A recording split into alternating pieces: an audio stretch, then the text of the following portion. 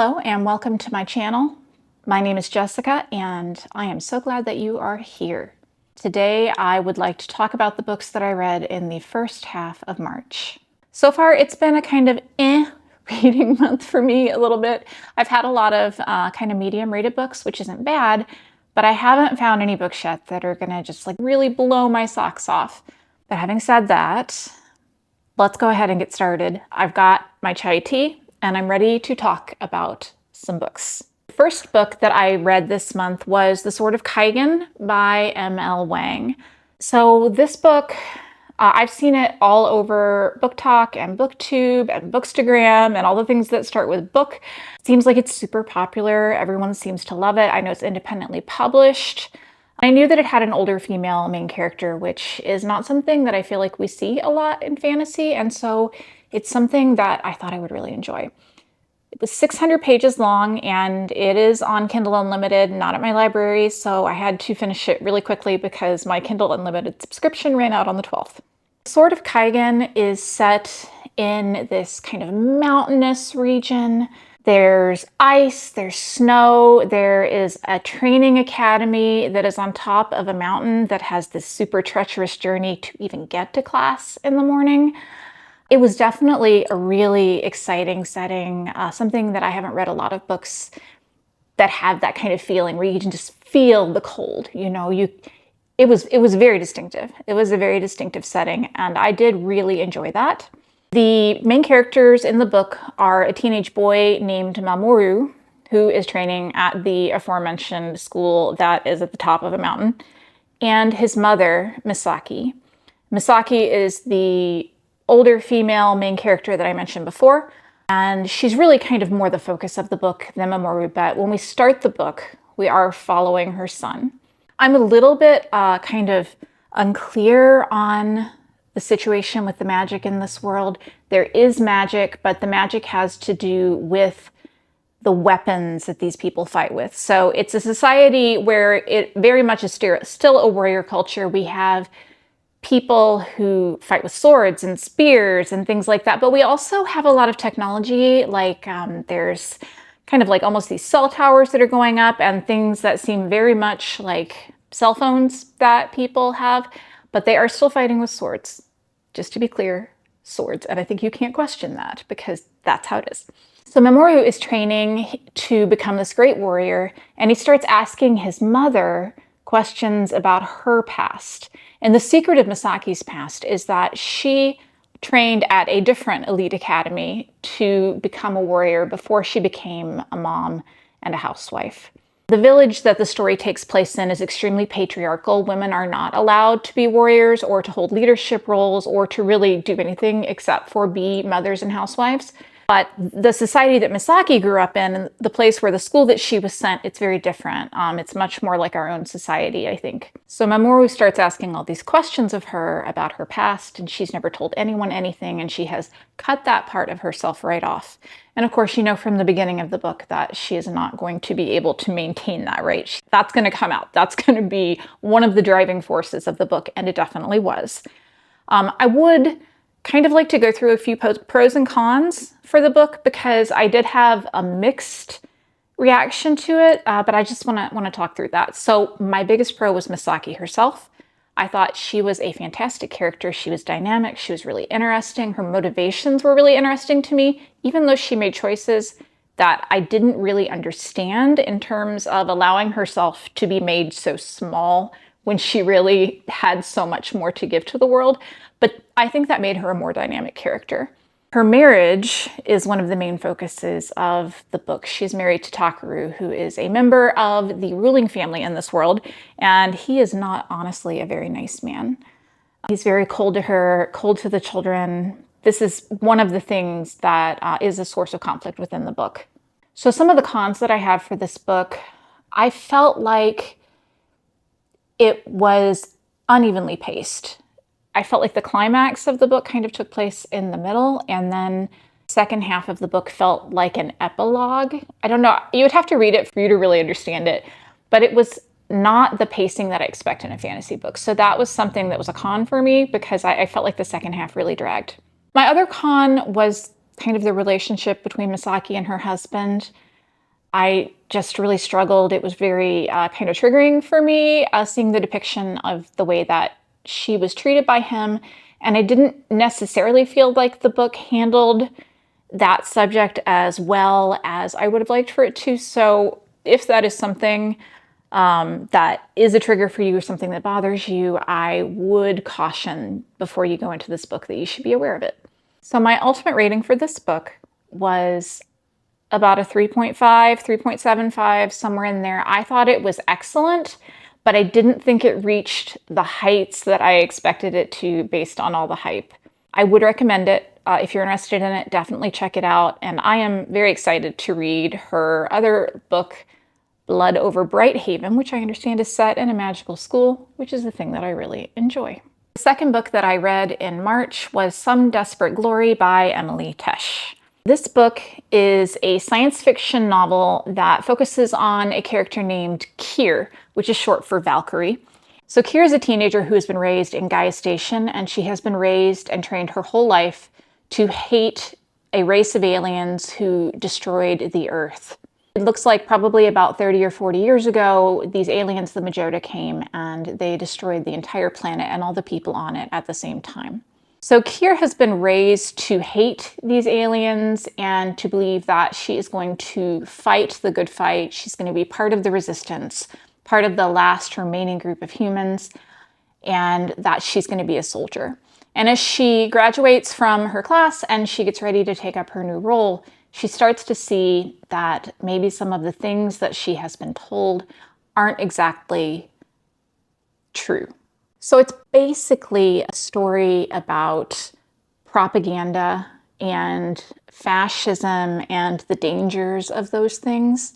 I will say that it's probably important to understand that Kier is an extremely frustrating character and that you will spend the first 30% of this book thinking that she is the worst because she is being the worst. But I assure you that she does get better, and it's really necessary for the plot for her to have this journey from being someone who totally believes everything that she has been taught to learning how to think for herself and becoming somebody who can break other people free from the grips of this propaganda and this fascist society. Overall, I thought it was a really good book. There's a lot of themes in it. There are multiple realities. There's, I think, maybe like a little bit of time travel. There's a lot of stuff that goes on in this book.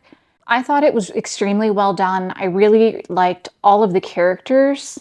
I think I've never read anything by Emily Tesh, and I think she's an excellent writer.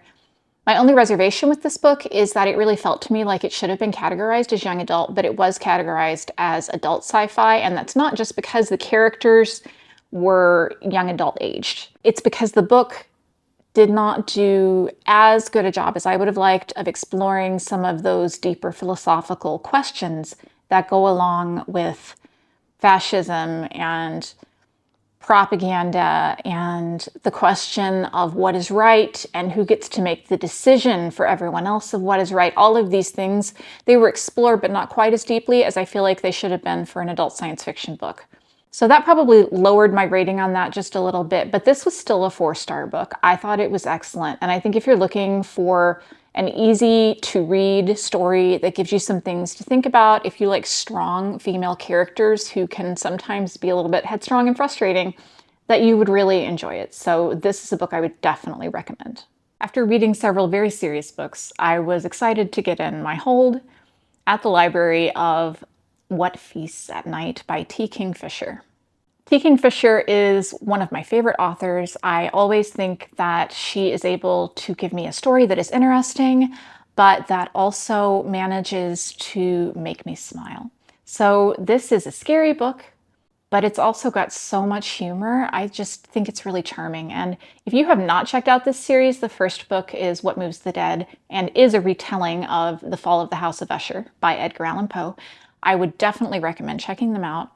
So what's it about? So we follow a soldier named Alex, and Alex is a sworn soldier of Galatia, and they are retired from service. And in the first book, they were visiting with friends, and now they are going to open up their father's old hunting lodge that they haven't been to in a long time. Accompanied by their trusty companion Angus and his fabulous mustache, and the British mycologist, Mrs. Potter, who we met in the first book. They discover that maybe things are not exactly the way that they remember them being at the old lodge. There is something strange going on. The villagers seem afraid. Their caretaker has vanished. And the story really is just finding out what has been going on. And there is a supernatural element involved here, definitely. I don't want to spoil anything. It is a novella. It's about 140 pages long. I could have used more because I was enjoying it so much, but what I got, I really loved. And I think she could continue writing this series forever, and I would keep reading them because I really enjoy them. One thing that I really love about this series is that she has created different pronouns for different kind of classes of people within the book. So Alex, as a sworn soldier, has the pronoun ka. And ka, so you would say, instead of he opened the door, you would say ka opened the door, right? Because in the society that Alex comes from, being a soldier is kind of its own thing. And then we also find out in this book that priests have their own pronouns. You call a priest, you refer to them as va, which I thought was really neat. And there is a priest character within the book. But I just think KingFisher is so inventive, and I don't know how she manages to write so many books. She's got another book coming out this year. So 2 books this year at least. And I just never get tired of them. So would definitely recommend checking this one out if you like books maybe that are a little bit creepy, a little bit kind of more like dark fairy tale stories, because that's what this one really is. I think you could read this one without reading the first one because it doesn't refer to it that much, but I think that it's worth starting at the beginning. Another book that I read in March was The Warm Hands of Ghosts by Katherine Arden. This was one of my really highly anticipated reads for the month. It is a story with a lot of supernatural ghosty elements that takes place during World War I in the trenches in Belgium. I am a real sucker for a story of the Great War. I don't know why. I just think that it is an era that really represents this kind of dividing line between, you know, the past where we didn't have technology and the present when we do, and conflict between the two, and the war where we were not ready for all the things that we were going to unleash using our new technology is just so interesting, and I never get tired of hearing about it and hearing the lessons that we learned from it. So I was really excited to have a book that blends fantasy and the historical fiction that I love. We follow Laura. Laura is a nurse who has served in combat roles. She has been injured and she has been honorably discharged from the military and returned to her home in Halifax, Canada. Unfortunately, she returned to Canada just in time to be a part of the Halifax explosion, an event that I personally did not know about, when a ship that was full of explosives actually exploded in Halifax Harbor and took out a large portion of the city. So that's a really tragic historical event during World War I that I was not aware of until I read that book. So I'm really grateful to Katherine Arden for sharing that and giving me some new information. Laura's parents were both killed in the explosion. And so the only remaining relative that she has is her brother Freddie, who is serving as a soldier. When she gets a mysterious package that tells her that Freddie may be dead, he's at least missing in action, she refuses to believe it. She says, if he was dead, I would know he was dead. And so she finds a way to get herself back to the front, and she begins searching for him. In the meantime, we start getting some chapters from Freddie's point of view, from Freddie in the trenches. I don't want to spoil anything in this book because there are some surprising things, but I did really enjoy Freddie as a character and Laura as a character. I thought they were really interesting people to follow. The only reservation I have with this book is honestly that I don't think it needed the ghosts. I think that the supernatural elements didn't work for me because everything that was going on with the war in the trenches, the things that we saw the nurses seeing, was already so terrifying that having a supernatural character, that we do have a supernatural character that we sometimes spend whole chapters with. And every time that happened, I was just kind of like, well, I would like to go back and see what's going on in the real world now. I just didn't feel like that part of the book worked for me. But it is very obvious that Katherine Arden did so much research for this book and that this is a subject that's really close to her heart. It didn't work for me quite as much as I wanted it to. I think I gave it a 3.5 stars, which means that it was a good book, and I would recommend it, especially if you haven't read a lot of fiction about World War I. I think it would be a good place to start. If you're interested in reading more fiction about World War I earlier this year read In Memoriam by Alice Wynne, which is a book that has a lot of the same themes as The Warm Hands of Ghosts. And that book actually just like totally blew me away. So that also may be part of what's going on with me in this book, is that I wanted it to be more like that book, but that's not really the author's fault. That's kind of on me. So if you are interested in this book, I would recommend checking it out. This was my first book by the author, and I'm excited to try more. And finally, the last book that I read in the first half of this month was Caliban's War by James S.A. Corey. This is the second book in The Expanse, which I started in January, and I rated the first book in the series, Leviathan Wakes, 4 stars. I didn't like this one quite as much. I didn't think it had quite the edge of your seat pace that the first book had, but I still thought it was quite a good book and a pretty decent second effort. I've read some second novels recently that suffered from second book slumps so badly that I actually don't think this one had a very bad time of it at all. So what's going on in this book? We are still following James Holden and his crew, and he is still just as self-righteous as ever and still just as convinced that he can make the right decisions for everyone. But in this book, he gets called out on that, which I did really enjoy because I found him a little bit frustrating in the first book. They meet up with a character named Prax, whose daughter May has been kidnapped. May has been taken by a doctor that has been working with her because she has a rare disorder where her immune system does not function unless she takes a medication to keep it working. Prax has been searching for her after an accident happens on the asteroid, I think it's an asteroid, that they live on. Actually, no, wait, I think it's a moon. And the moon that they live on, they live in one of Jupiter's moons. And he can't find her. So when he sees James Holden and his crew, he appeals to them to try to help. And of course, they cannot resist helping someone to find a missing girl. Does that sound familiar? It sounds a lot like the first book, right? But actually, this book is very different. While that book felt very much like a detective story, this book feels like a political drama. We spend a lot of time with a new character who is the Secretary of the United Nations, and she is doing her best to keep the UN, to keep Earth and Mars out of a giant war. And she's having a hard time because there are some people who are really almost working toward that goal. We also have another new POV character. Her name is Bobby. She's a Martian Marine who is a witness to the attack on the moon Ganymede. And she is absolutely my favorite character in this book. I think she's fantastic. She is not a stereotype. She is her own person.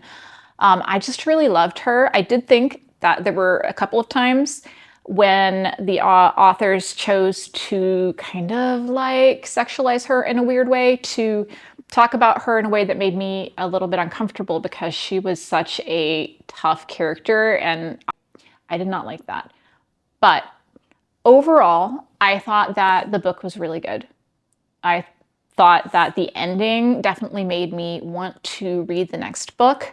Pacing was probably a little bit slower. It wasn't as good as the first book. There's a lot of politics, so be aware of that going in. But I am really looking forward to continuing the series later this year and finding out what's going on, and eventually watching the TV show, which everyone assures me is really good, but I have not seen yet. I hope that you have a fantastic week. That's it for my wrap up. I will see you later.